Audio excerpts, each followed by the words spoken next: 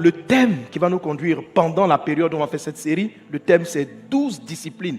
Les 12 disciplines de la fidélité qui te feront déplacer des montagnes, c'est-à-dire réaliser de grandes choses. Déplacer les montagnes, c'est résoudre de grands problèmes. Jésus a dit, si vous avez la foi comme un grain de sénévé, vous direz à cette montagne, déplace-toi, et elle se déplacera. Et quand Jésus a donné ce verset-là, il a dit une chose. Il a dit, si celui qui dit à la montagne, déplace-toi, et qu'il ne doute pas dans son cœur, ce qu'il dit va s'accomplir. La fidélité est un autre nom de la foi. Mais il y a une petite nuance dans la fidélité, c'est que la fidélité, c'est la continuité de la foi. La fidélité, l'anglais va la traduire par faithfulness, c'est-à-dire la plénitude de la foi. C'est pourquoi c'est elle qui déplace les montagnes. La foi, c'est croire. La fidélité, c'est continuer de croire. Le premier fidèle, c'est Dieu.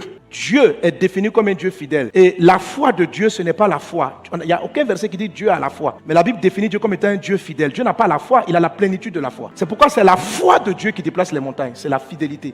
Et Dieu est fidèle. À part Judas qui a renié Jésus. Mais Jésus, il ne va jamais te renier. Il est fidèle. Il t'aime et il continue de t'aimer. Tu peux le renier. Tu peux dire que tu ne l'aimes plus. Tu peux quitter l'église. Il va toujours... Parce qu'il est fidèle. Il ne change pas.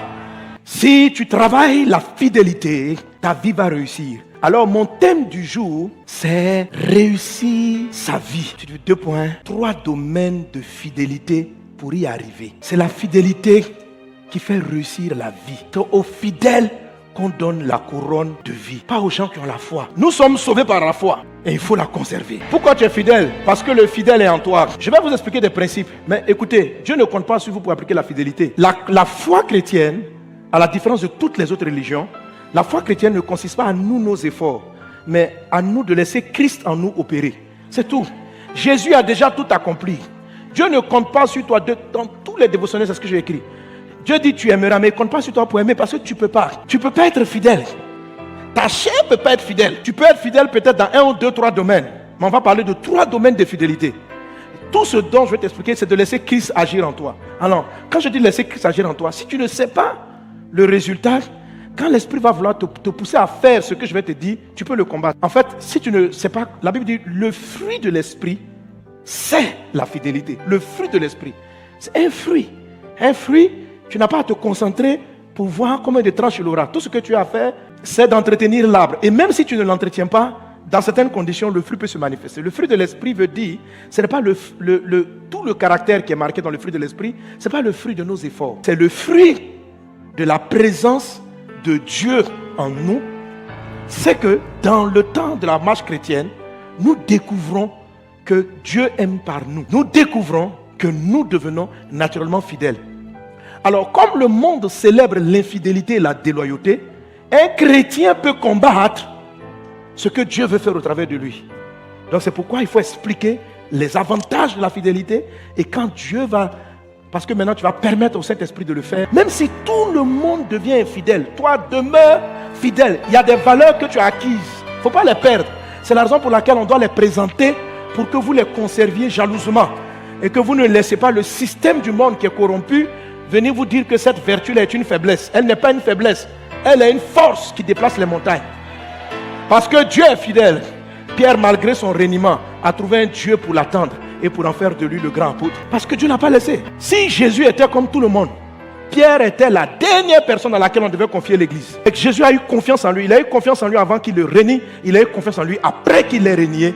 Et ça a relevé, ça a manifesté un géant. Si tu n'es pas fidèle avec tes enfants, ils ne pourront pas atteindre leur destinée.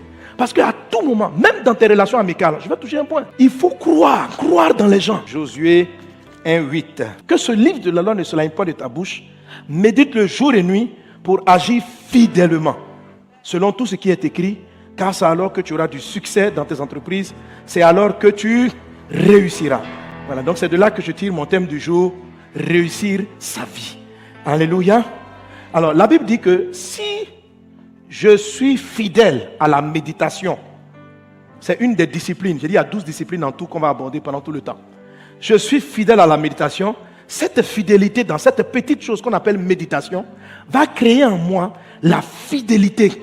Il dit, médite celui de la loi, c'est alors que tu agiras. C'est-à-dire tes actions seront fidèles. Elles ne vont pas changer au cours du temps. Et ça va te donner du succès, ça va te donner de la réussite. Donc la fidélité produit la réussite. Ce que la Bible appelle réussir sa vie, c'est réussir dans 3 domaines. Dans le livre de Proverbes, la Bible dit que beaucoup d'hommes proclament leur bonté, mais un homme fidèle, il le trouvera. Dieu est à la recherche des gens fidèles.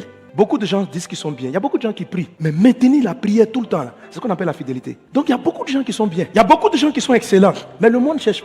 On cherche des excellents, mais on cherche l'excellent fidèle. Gagner un match, c'est bien. Ça te donne une victoire. Ça te donne un succès. Mais c'est être fidèle dans gagner là qui te donne le championnat. C'est une des grandes raisons pour lesquelles les chrétiens même qui ont les bonnes valeurs n'occupent pas de très grands postes sur la terre. C'est par manque de fidélité. Les richesses du monde ne sont pas dans la main de ceux qui ont la vérité. C'est dans la main des païens, en grande majorité, parce que nous ne sommes pas fidèles. La fidélité, c'est l'ingrédient pour que tu réussisses. Des gens qui ont la foi, il y en a, mais un homme fidèle, c'est-à-dire un homme, quand il est humble, il reste humble. L'humilité est une vertu, mais garder l'humilité devant la gloire, ça, c'est pas évident. Être simple, c'est bien, mais garder la simplicité, quand Dieu même est capable de mettre tout dans ta main, c'est ce que Dieu cherche. Tout ce que vous voyez, les gens qui vous combattent, c'est pour voir est-ce que tu vas garder ta bonté, c'est tout. C'est-à-dire que Dieu, on le met là, ton patron se dresse contre toi, il est méchant contre toi. Dieu voit, est-ce que tu seras fidèle en amour? C'est tout ce qu'il cherche. C'est tout. Est-ce que tu vas continuer de pardonner? C'est tout ce qu'il cherche. Quand tu vis ça, est-ce que tu demeures dans ton état de cœur? Sinon, les gens qui ont un bon cœur, il y en a. Mais quand on t'a trahi, quand les gens ont été méchants contre toi, est-ce que tu gardes ta bonté? C'est ce que Dieu attend.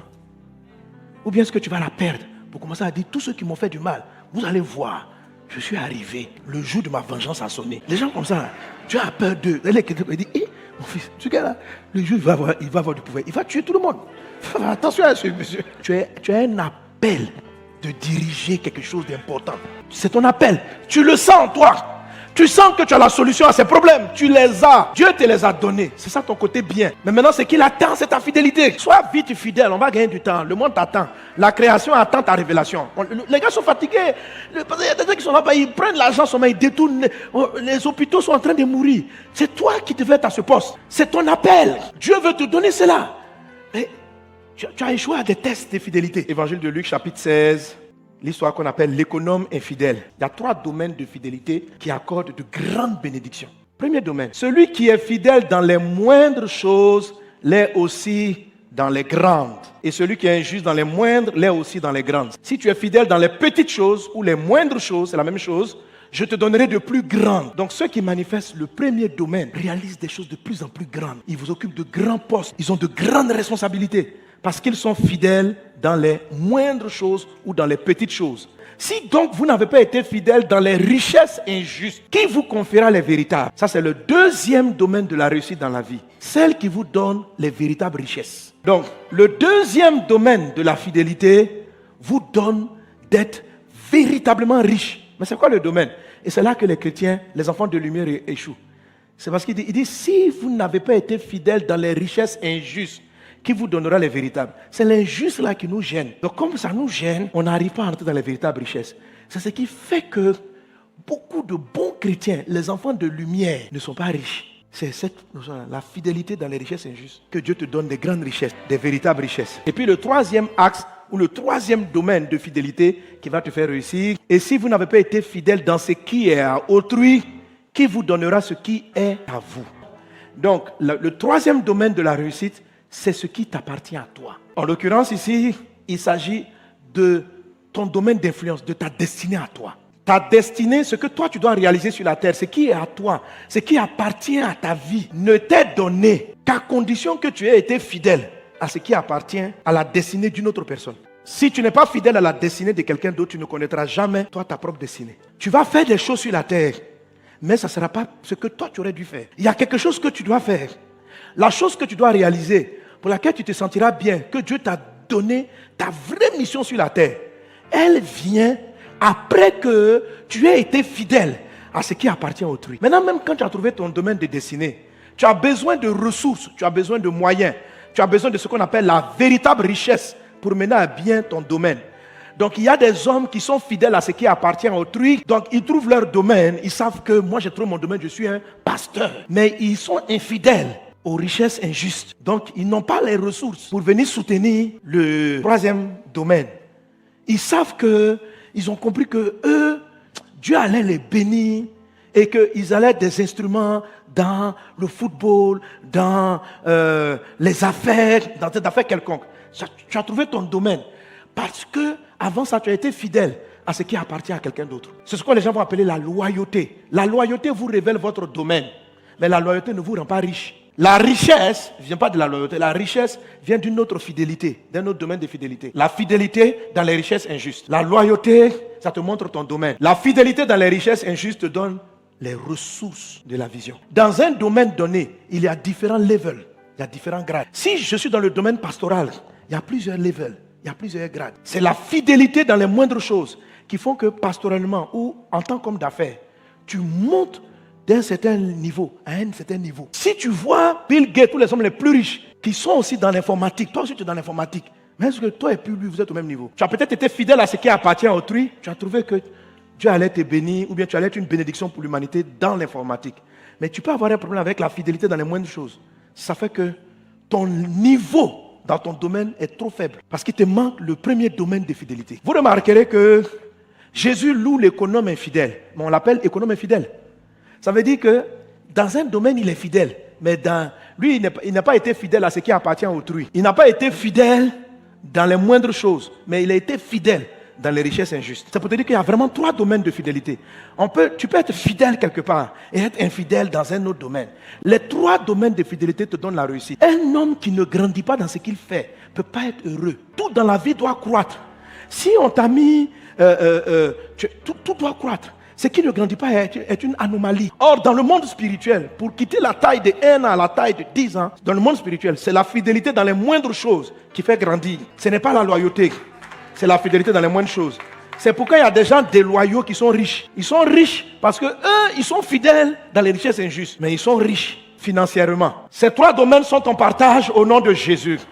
Tu réussis, tu n'as pas seulement du succès, tu réussis à tous égards. Écoute, si Dieu t'envoie cette parole, c'est parce que le temps est arrivé pour toi de passer à autre chose.